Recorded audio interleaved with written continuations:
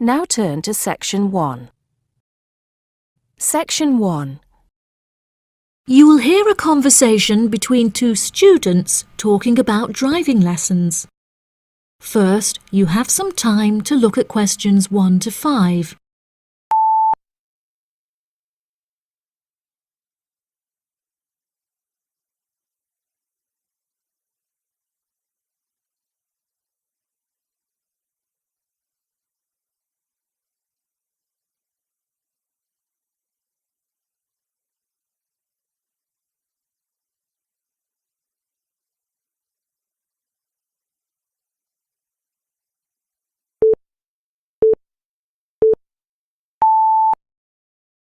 Now we shall begin.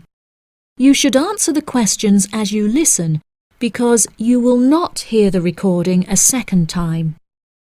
Listen carefully and answer questions 1 to 5. Hi, Zach. I heard you passed your driving test. Congratulations. Thanks, Olivia. I passed just last week. It feels great to be independent and driving on my own. I really want to take driving lessons, but I haven't been able to find a driving school that will give lessons during the weekends, so that I don't have to miss any classes at college. The driving school that I used was brilliant and really flexible with their teaching hours. It's really close to the school. The address is 67 Kings Road. That's 67 King''S Road. Oh, that's perfect. I don't like the idea of driving around busy streets. Did your teacher make you drive in urban areas, or did he mainly teach you on roads in the countryside? My teacher said that I had to learn on both in order to become a good and experienced driver. We would start in the city centre and then drive north above the city. He sounds like a good teacher. Would you mind giving me his contact details so I can ask him for lessons? Of course. My mother's friend Daniel Smith referred me to him. His name is Alan Sutcliffe. Could you spell the surname, please? Sutcliffe.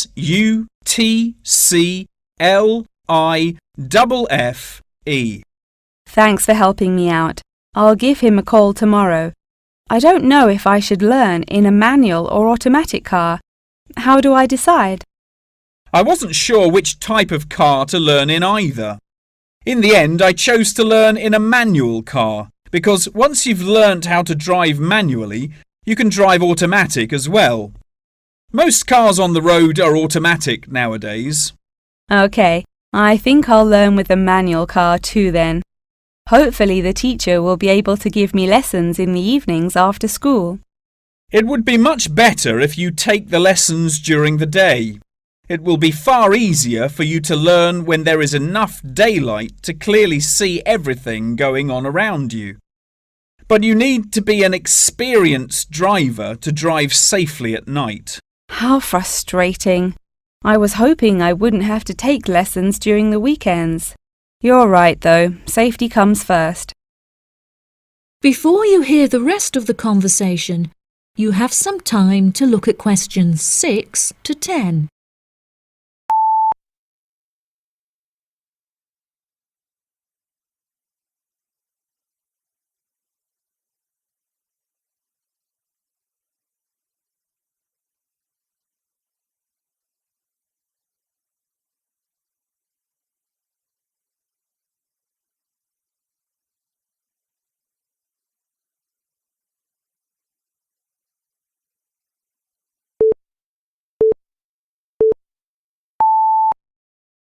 Now listen and answer questions 6 to 10. Speaking of safety, you should wait until summer to start learning. It's really difficult and dangerous to drive in the wind and rain as a learner, so you should definitely wait until the weather is sunny and dry. OK, that's perfect actually. It will give me some time to save up some money to pay for the lessons. Tell me about it. I had to work for months before I had enough money saved up. It was worth all the work when I finally got my driving licence, though. The whole process is so expensive. How much did it cost you in the end? Well, each half-hour lesson cost $30, And then the final test cost $50.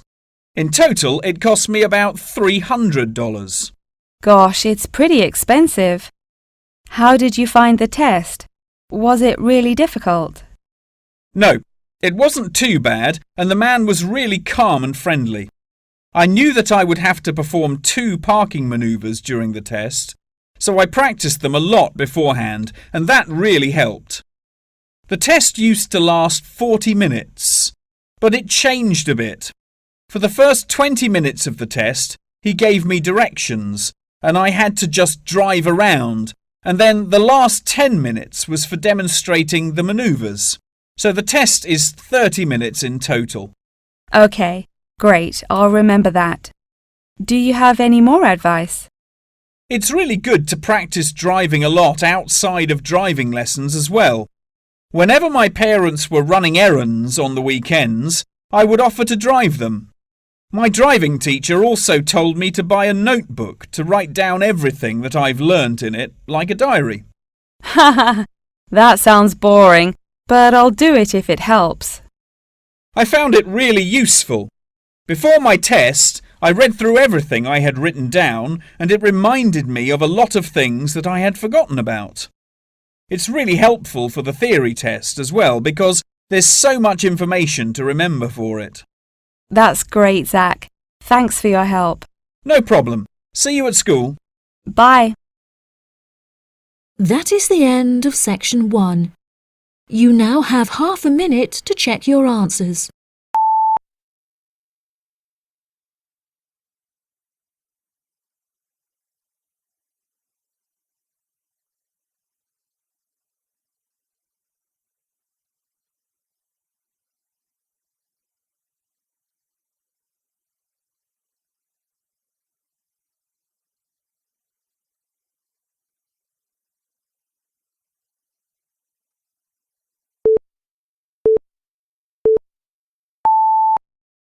Now turn to Section 2. Section 2. You'll hear someone talking to a group of university students. First, you have some time to look at questions 11 to 17.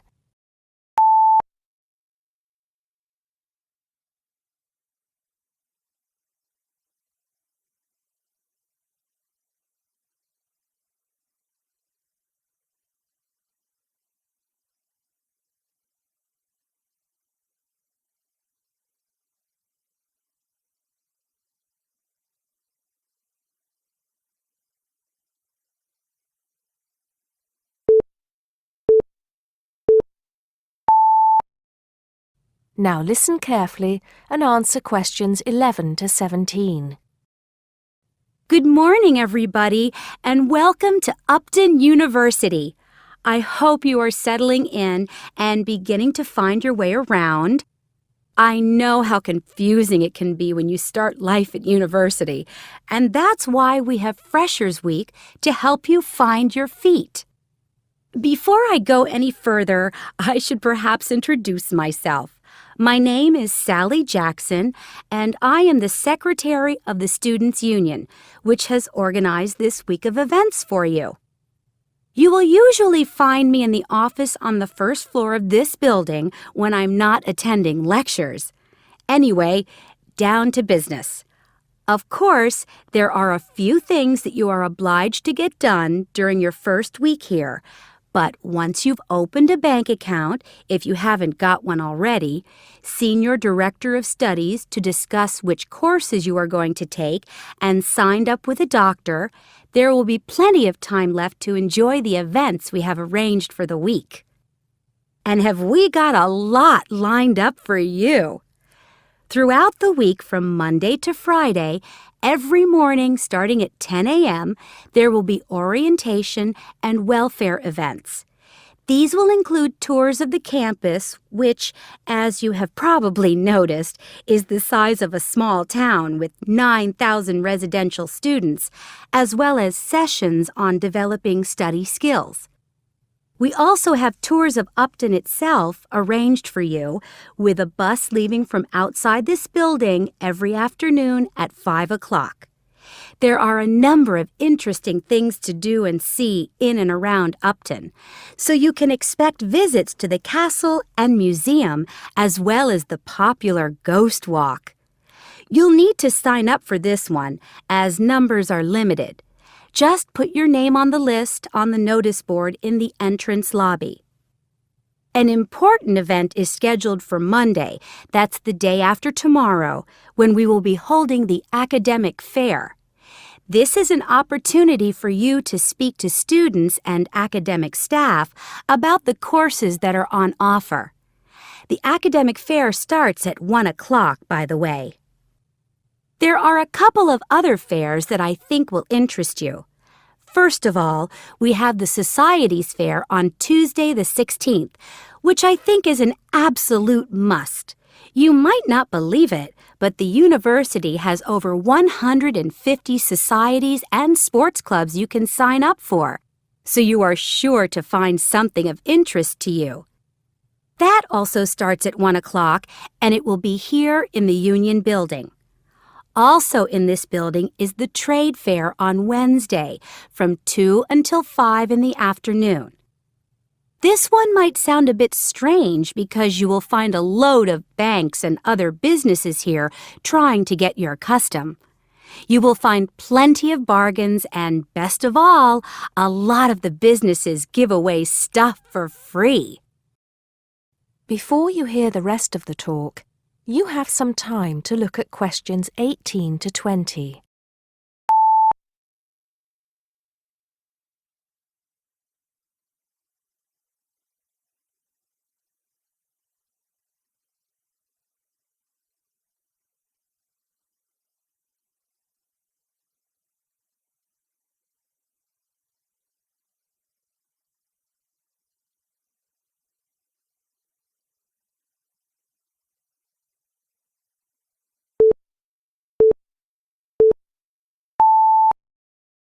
Now listen and answer questions 18 to 20. We've also got a great entertainment program lined up for you, starting tonight with our welcoming party. We have a top band lined up for your entertainment, but I'm not allowed to say who they are. All I can say is that I am sure you will not be disappointed. So come along to Blackmore Hall at 9 o'clock this evening to get your university experience off to a flying start. Just one point. I'm afraid this event is limited to freshers only. Because of space restrictions, you can't bring a friend tonight. Sorry about that. There's more fun and games on Monday in the Cotswold Theater here on campus. We have booked two of the cleverest comedians in the country, Paul Frazier and Jenny Brown, for a 3-hour show. Paul has assured us that he and Jenny have packed the show with new material, and as they always get rave reviews for their shows, I think we can look forward to an evening of great entertainment. That's in the Cotswold Theater on Monday evening at 7:30. Moving along a bit, on Thursday there is an important date for your diaries. This is the official Freshers opening ceremony, when the dean welcomes you to Upton University. So remember, Thursday the 18th from 2:30 to 3:30 in Blackmore Hall. You certainly should go to this one, and by the way, light refreshments will be available. At the end of the week, on Saturday, you have the chance to dress up in your smartest evening wear for the official Freshers' Ball. Actually, although it's called a ball, it is quite a relaxed affair, so we are more than happy if you turn up wearing jeans and a t-shirt. The important thing is to relax and enjoy yourselves. Time and place are the same as for this evening's party. Blackmore Hall from 9 in the evening to 3 o'clock in the morning. Right. I think I've covered the most important and exciting events we have lined up for you, but there will be plenty of other things going on throughout the week, so remember to check the notice board in the entrance lobby regularly. Enjoy the rest of the day, and I look forward to meeting as many of you as possible this evening at the welcoming party. That is the end of section 2. You now have half a minute to check your answers.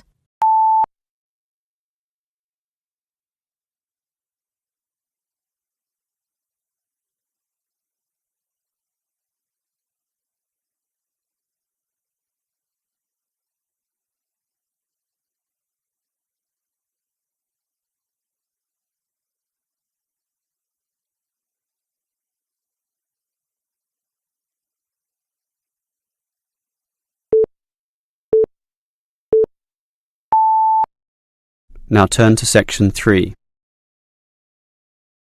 Section 3. You will hear two teachers talking about the work experience program for their students.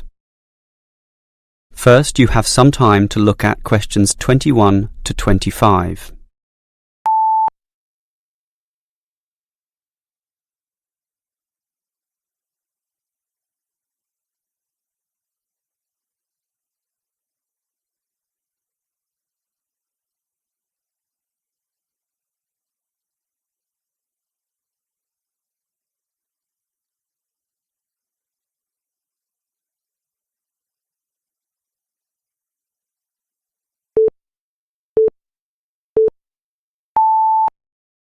Now listen carefully and answer questions 21 to 25. OK, we've got to arrange this programme. Work experience. I believe quite strongly in this myself. Studies are often just too theoretical and the best learning can be on-site. Sure, in principle, but you've got to find the right companies. For business students, it's so easy with all the commercial enterprises around here, but for our lot of engineering students, it's not so easy at all. Last year's education students were easy too.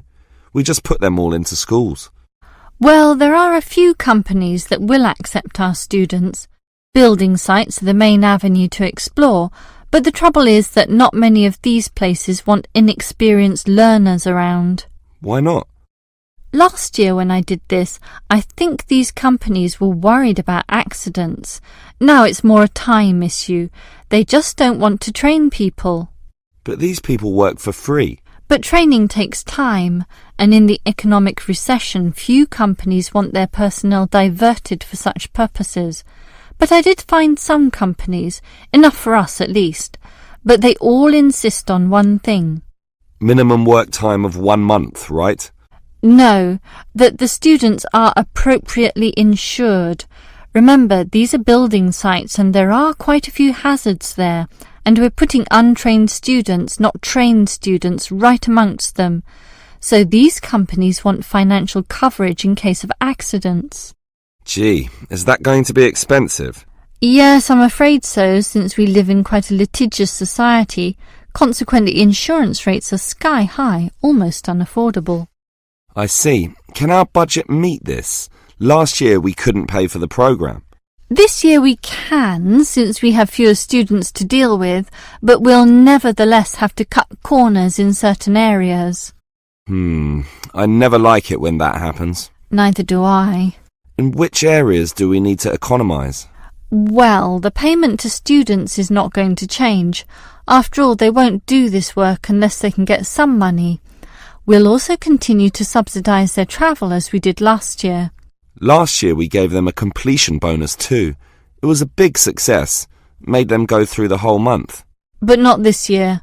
We'll impress upon the students that possible failure could result if they don't finish the whole term. OK, I trust that will work. Before you hear the rest of the conversation, you have some time to look at questions 26 to 30.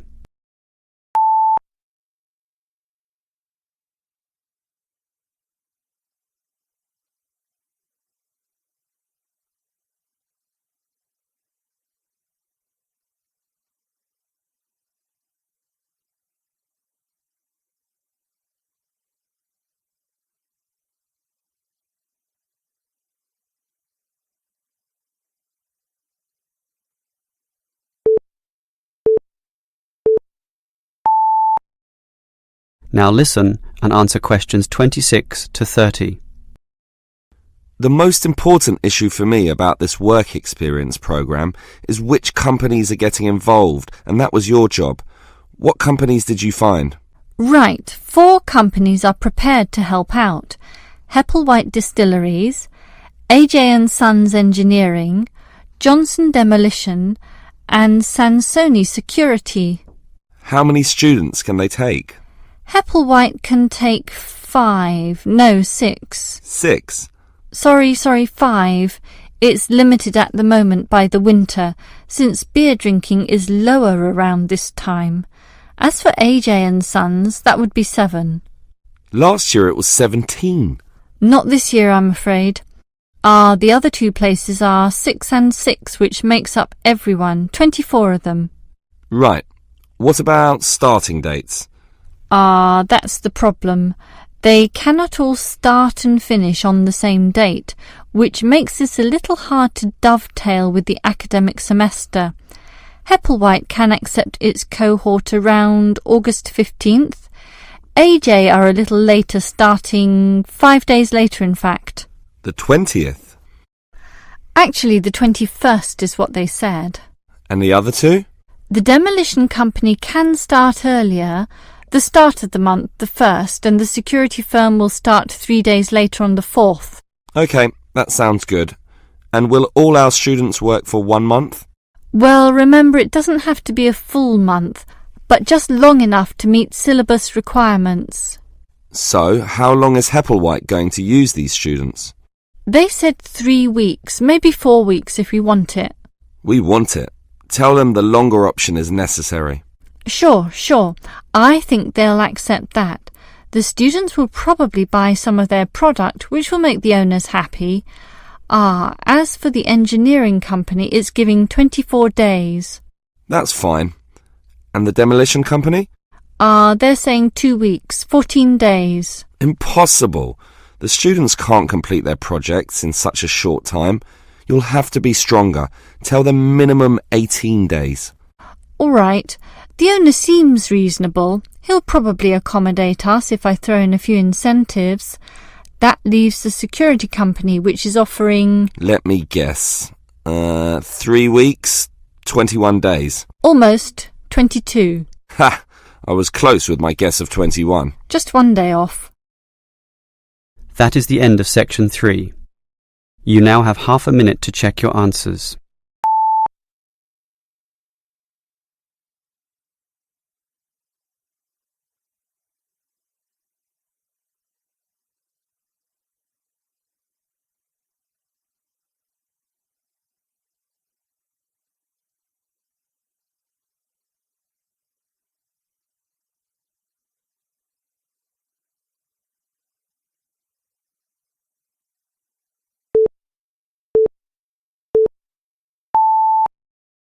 Now turn to Section 4. Section 4. You will hear a lecture about English language. You have 30 seconds to look at questions 31 to 37.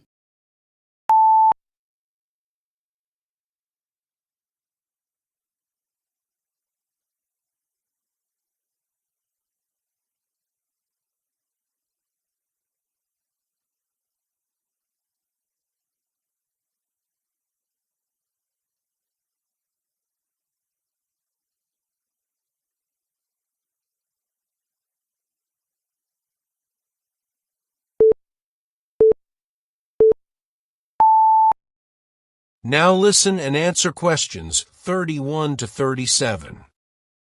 Those of you who were here last week will remember that we talked about the journey of the English language from its early Indo-European origins through to Old English, Middle English, and then to early and late modern English before it reached the form that it has today. Today, we will be continuing that theme by focusing on the future of the English language and all the places it might go from here. There are about 2.1 billion people around the world who can speak English. Out of these, only 400 million are native speakers, which means that 4 in 5 English speakers are non-natives. This is obviously quite an impressive number, considering that just 2 centuries ago, in 1801, there were only about 20 million speakers of English around the world, and languages like French and German were ahead of English in terms of how many people were using them. But what does it mean? What it means is that the future of the English language doesn't really depend on its native speakers, but on that massive number of non-native speakers learning it around the world. Has anyone heard the term pidgin before, or Creole? A pidgin is a simplified version of a language which acts as a bridge between two people who don't have a common language, allowing them to communicate with each other. While a Creole is a language that evolves from a pidgin, with the difference that it is fully formed with clear grammatical rules and vocabulary. There are currently dozens of Pidgin and Creole languages based on English around the world, for example, Nigerian Pidgin or Jamaican Patois. These languages are also known as Englishes. What's interesting about these Englishes is how different they sound to, for lack of a better term, proper English. Take the word trousers, for instance. In Sheng, which is a Kenyan Creole language, they're called longi because they're long. But even versions of English that are recognized as official variations or dialects still differ greatly from each other. Americans and Jamaicans would call the back of a car where you store your luggage the trunk.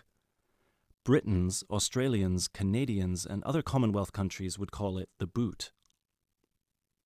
A subway in the UK is a tunnel under a road that allows pedestrians to cross safely. In the US, it's an underground train.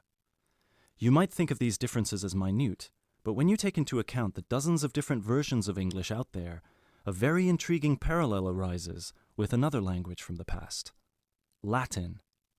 Latin, too, used to be a lingua franca. Nowadays, it's all but dead, spoken only by a few clerics and scholars. At some point in history, it splintered into various different languages which became known as Romance languages. For example, Spanish, Italian, or French.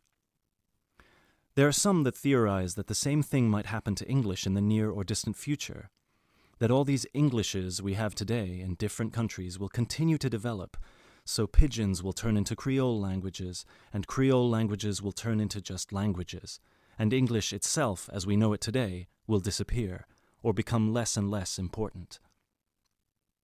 It's an interesting theory, if nothing else.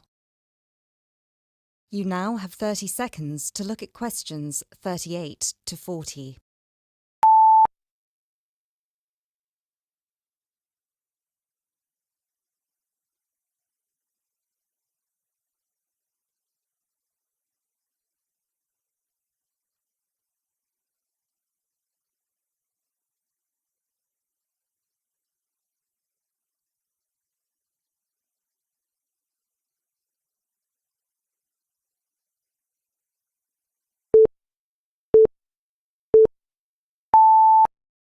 Now listen and answer questions 38 to 40.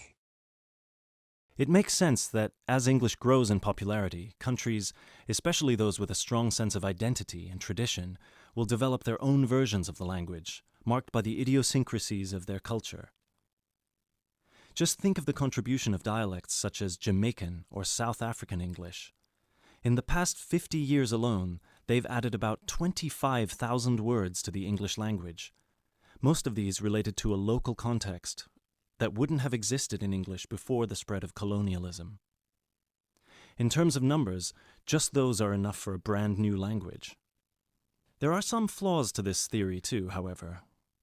While it's true that Latin and English have a lot of similarities in terms of how they developed or have developed throughout history, there is one big difference.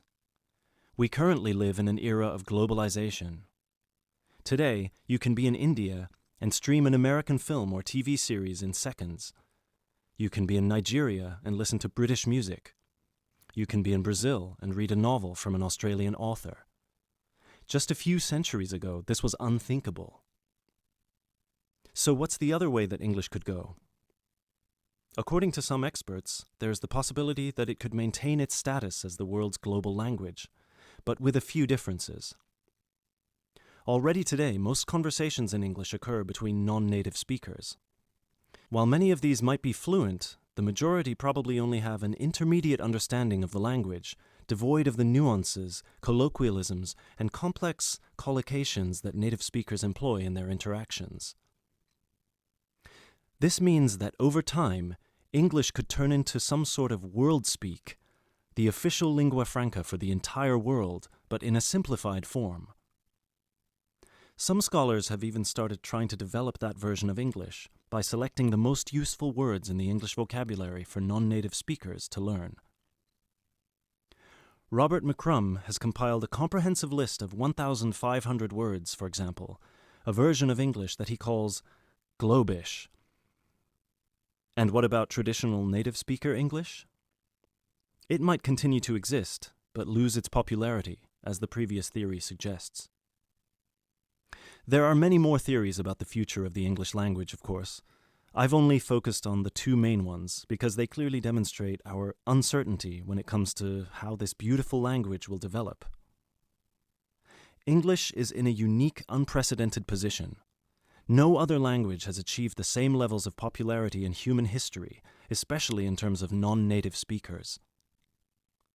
So, as this is clearly uncharted territory, only time will be able to tell us what will happen. That is the end of section 4.